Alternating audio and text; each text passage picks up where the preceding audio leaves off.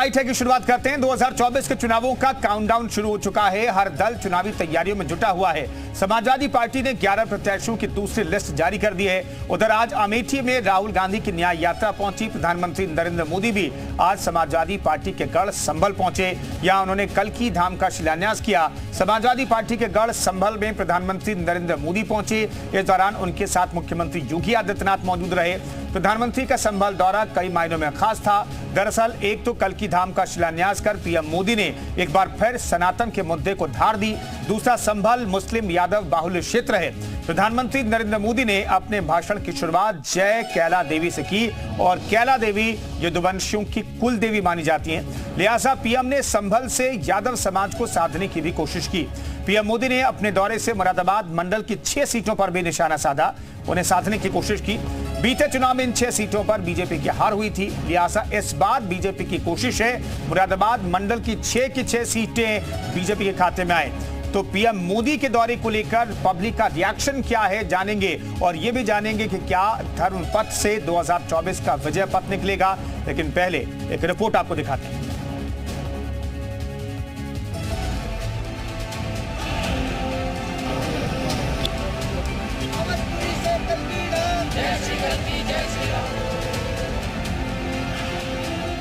अभी आप संतों आचार्यों की उपस्थिति में मुझे भव्य कल्की धाम के शिलान्यास का सौभाग्य मिला है। जितने अच्छे काम रह गए हैं ना, उसके लिए बस ये संतों का, जनता जनार्दन का आशीर्वाद बना रहे, उसे भी पूरे करेंगे। ये परिवर्तन प्रमाण है साथियों, और प्रमाण इस बात का है समय का चक्र घूम चुका है।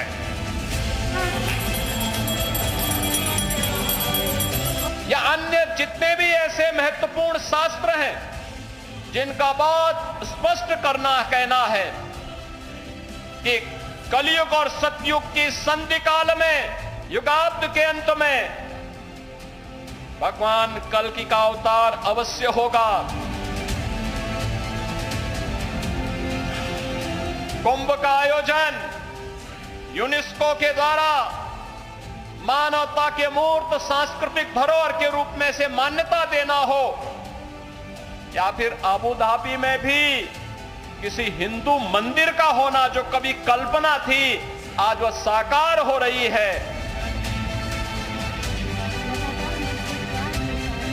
अब वो दिन दूर नहीं है जब भारत में राम राज्य की पुनर्स्थापना होने का समय आ चुका है। 5 एकड़ भूमि पर जहां उत्तर प्रदेश पुलिस संभल क्षेत्र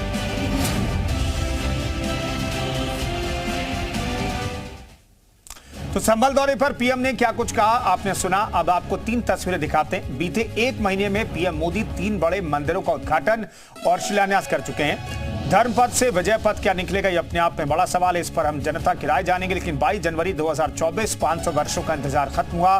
भगवान रामलला अपने भव्य और दिव्य मंदिर में विराजमान हुए। प्रधानमंत्री नरेंद्र मोदी के हाथों से प्राण प्रतिष्ठा हुई। बाब्स मंदिर की बात करें, अबू धाबी में दरअसल हिंदू मंदिर की स्थापना हुई है। दरअसल ये मुस्लिम राष्ट्र है और वहां पर हिंदू मंदिर का आगाज हुआ है। वहां पर भी मंदिर शुभारंभ हुआ है, उद्घाटन हुआ है, लोकार्पण हुआ है। प्रधानमंत्री नरेंद्र मोदी मौजूद थे और आज 19 फरवरी 2024 कल्की धाम का शिलान्यास प्रधानमंत्री नरेंद्र मोदी के हाथों हुआ है।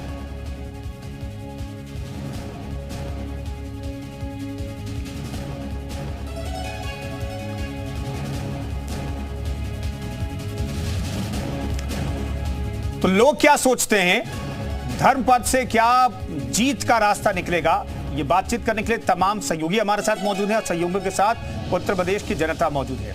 अतीक अहमद हमारे साथ लखनऊ से मौजूद हैं, सुनील सिंह संभल से मौजूद है हमारे साथ, राहुल शुक्ला हमारे साथ अमेठी से लाइव मौजूद हैं, आशीष शाही हमारे साथ गोरखपुर से जुड़ेंगे। तो तमाम सहयोगियों के साथ लोगों की मौजूदगी है। सुनील सिंह का सबसे पहले रुख कर लेते हैं। सुनील, संभल के लोग क्या कहते हैं, क्योंकि संभल तो समाजवादी पार्टी, मुस्लिम और यादवों का बाहुल इलाका है, लेकिन वहां पर जो 80 सीटों का लक्ष्य लेकर के बीजेपी चली है, उसमें कल्की धाम का शिलान्यास और धर्म पथ जो है वो विजय पथ तक ले जाएगा क्या?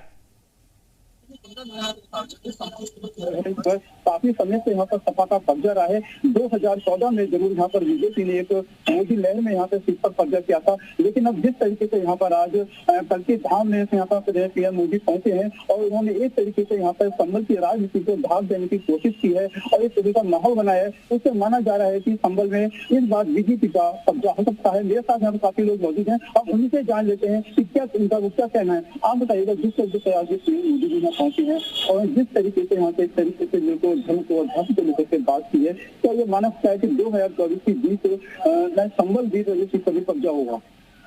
देखिए, पूरे भारत में जिस तरीके से मोदी जी काम कर रहे हैं, क्योंकि ये राम और कृष्ण, धरती, गंगा और गाय का देश है, तो इसलिए मोदी जी क्यों ना प्रयास करें। ये भारत जो है भारतीयों का है, जो भी भारतवासी या भारतीय बनकर के रहना चाहता है उसे भारत में पवित्र। पीएम मोदी के आने के बाद कितना माहौल बन जाएगा? पीएम मोदी जहाँ भी जाते हैं, संबल में आज आए हैं, संबल में आने के बाद लोगों को उत्साह है, उमंग है और वो वादा कर रहे हैं प्रधानमंत्री मोदी जी से कि संबल की लोकसभा सीट को भी इस बार भाजपा की झोली में डाल करके देंगे। इतना वायदा मोदी जी ने भी किया है कि इस देश को बहुत और ज्यादा आगे बढ़ा करके लेके जाएंगे। इस देश में हर व्यक्ति का विकास होगा, इस क्षेत्र का विकास होगा और संबल के लिए नई नई योजनाएं आएंगी और संबल क्षेत्र विकास से। हमारे साथ और भी लोग उनसे बात करेंगे। आप बताइए कि पीएम मोदी यहाँ पहुंचे हैं और उन्होंने खास करके संबल के 13 जिले मंदिर को लेकर बात की और काफी यहाँ से मतलब ये जमीनी बात को लेकर बात की, जुड़ने की कोशिश की, काम देने की कोशिश की कि आपको लगता है 2024 में इस बार संबल पर शक्ति लहराएगा? देखिए, किसी भी देश की आत्मा संस्कृति होती है, दुनिया के हर देश की आत्मा संस्कृति है और हमारे पीएम मोदी जी आप बताइए। देखिए, ठीक है सुनील, मैं लौटता हूं आपके पास। लखनऊ का रुख कर लेते हैं। अतीक अहमद हमारे साथ लखनऊ से मौजूद हैं। अतीक, दोनों रास्तों को एक साथ, दोनों चीजों को एक साथ लेकर के बीजेपी सरकार चल रही है, चाहे केंद्र की हो या उत्तर प्रदेश की। उत्तर प्रदेश में एक तरफ लखनऊ में जीबीसी 4.0 का उद्घाटन किया, शुरुआत की प्रधानमंत्री ने, और दूसरी तरफ धर्म के रास्ते पर भी आगे बढ़ते हुए दिखाई दे रहे। लखनऊ के लोग क्या कह रहे हैं?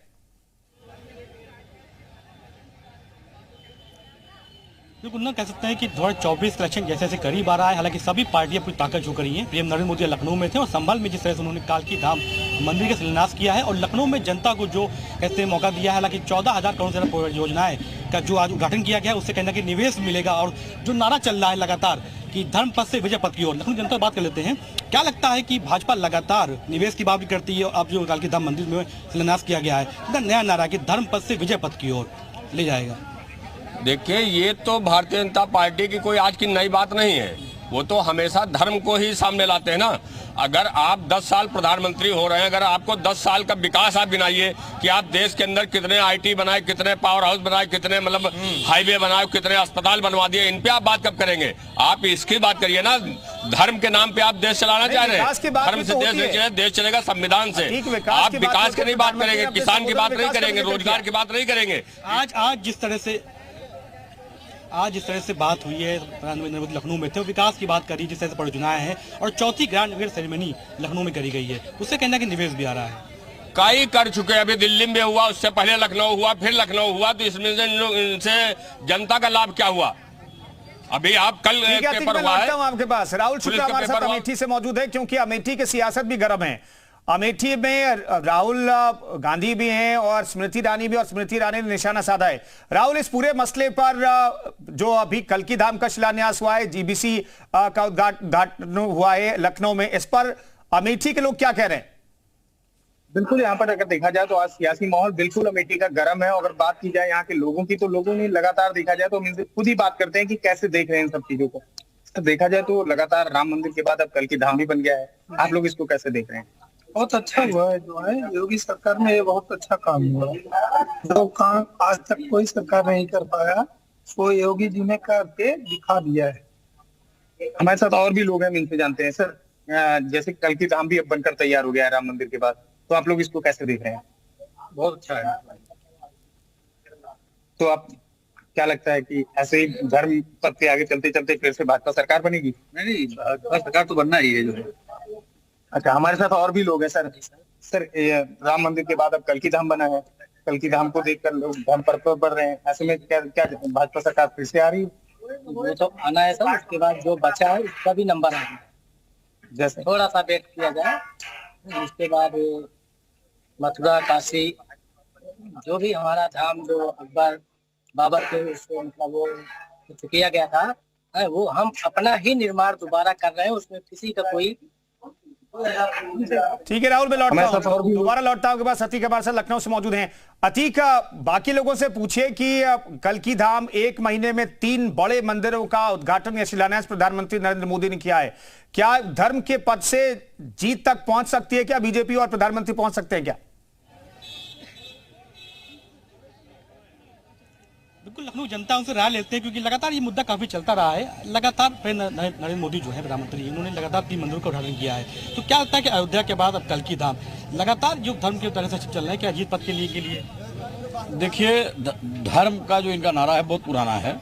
हम समझते हैं कि बेरोजगारी पर बात करते नहीं हैं, किसान के मुद्दे पर बात करते नहीं हैं। किसान दिल्ली के अंदर, हरियाणा से लेकर चंडीगढ़ पूरा लाठीचार्ज, गोली का बौछार चलाया जा रहा है, और किसान के मुद्दे क्यों नहीं बात कर रहे हैं नरेंद्र मोदी जी?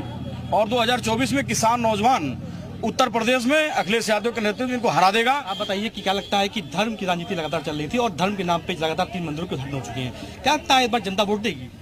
देखिए, वोट का तो मैं नहीं कहूँगा, लेकिन इतना जरूर कहूँगा कि धर्म के पथ पर ही चल करके जो है भारत का जो है पुनर्निर्माण और उत्थान किया जा सकता है, जिसमें सबके साथ न्याय हो, सबको शिक्षा, रक्षा, अर्थ और सेवा का समान अधिकार प्राप्त हो। ये धर्म के पथ पर ही चल करके प्राप्त हो सकता है। आप बताइए, धर्म के पथ पे ही चल के भारत का निर्माण हो सकता है और धर्म पथ ही राजपथ की तरह, जीत पथ की तरह भाजपा को ले जाएगा। ठीक है, मैं लौटता हूँ। एक बार फिर से संभल कर करते सुनील सिंह हमारे साथ मौजूद हैं। सुनील, इस कल्की धाम के शिलान्यास के बाद क्या बीजेपी के फेवर में फिर से 2014 वाला माहौल बनता हुआ दिखाई दे रहा है क्या?